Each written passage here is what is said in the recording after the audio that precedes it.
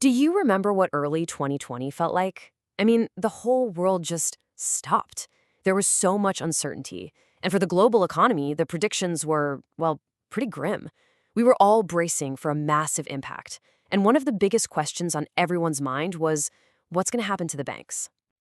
So let me ask you, a global pandemic shuts everything down. What's your gut reaction about bank profits? They take a massive hit, right? I mean, businesses are closed, people are stuck at home. That's gotta mean fewer loans, fewer transactions, way less income. It seems like a total no-brainer. But it turns out the real story, the one the data tells, is so much more interesting than that. Okay, so let's just paint the picture. It's early 2020. Lockdowns are rolling out everywhere. The streets are empty. Businesses have their doors shut. You could almost hear the global economic engine just sputtering to a halt. It was surreal. And the thinking at the time was pretty straightforward, right? Supply chains were a mess, people weren't buying things, so industries were under this incredible pressure. It was basically the perfect storm for a huge economic downturn, and honestly, the outlook was grim for just about everybody.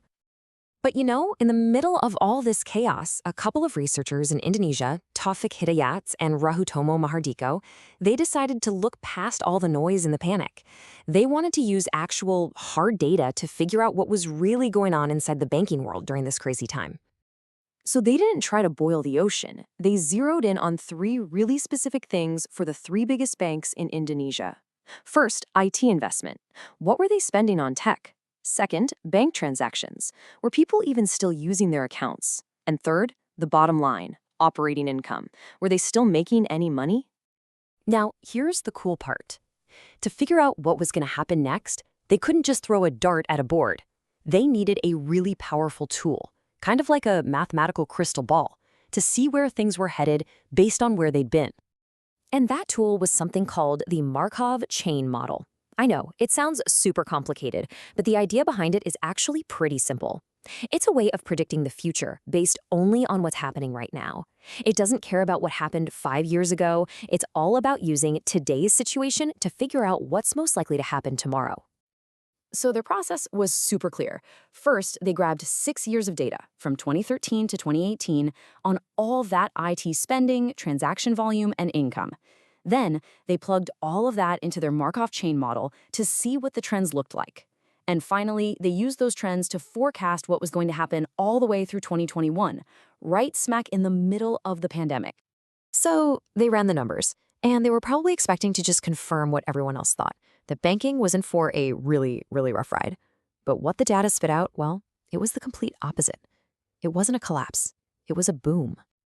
Okay, get this. The first huge surprise was in IT spending. You'd think they'd be cutting costs, right?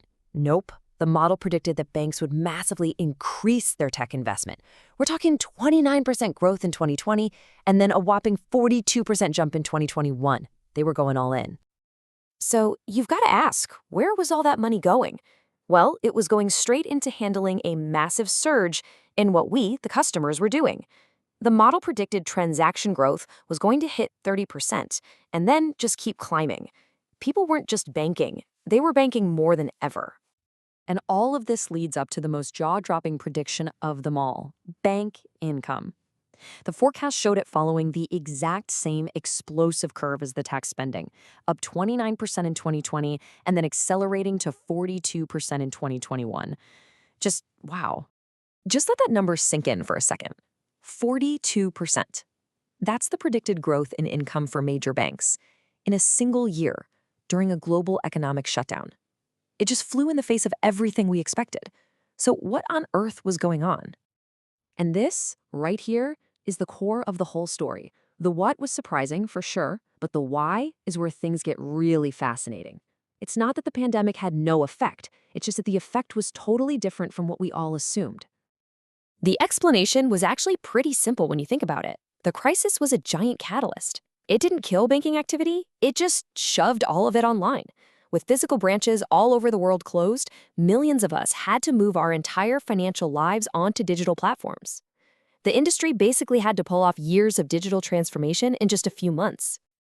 And when you look at it that way, you can see this perfect chain of events. More IT spending led to better digital services. Better digital services made it possible for us to make more online transactions. And that explosion in transactions directly fueled this incredible growth in bank income. It was this perfect virtuous cycle, and it was all sparked by a crisis. You know, the researchers themselves put it perfectly in their paper. This quote really gets right to the heart of it. The move to online banking wasn't just some temporary fix. It was the very engine of growth that let the whole sector thrive while so many other industries were just trying to survive. So, what does all this mean? I mean, when we zoom out, this isn't just a story about banking in Indonesia. It's a really powerful case study about resilience, about being able to adapt, and about the incredible transformative power of technology. Really, this whole thing is a story of digital resilience. This massive global crisis forced an entire industry to change on a dime.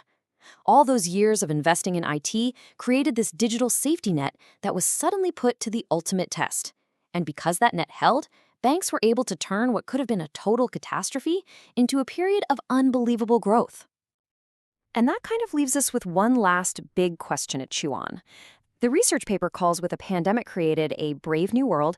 We saw it happen in banking. We saw it with remote work, with e-commerce, with telemedicine. It really makes you wonder, doesn't it? What's the next big shock going to accelerate? And which industries out there are going to be ready to turn that crisis into their big breakthrough moment?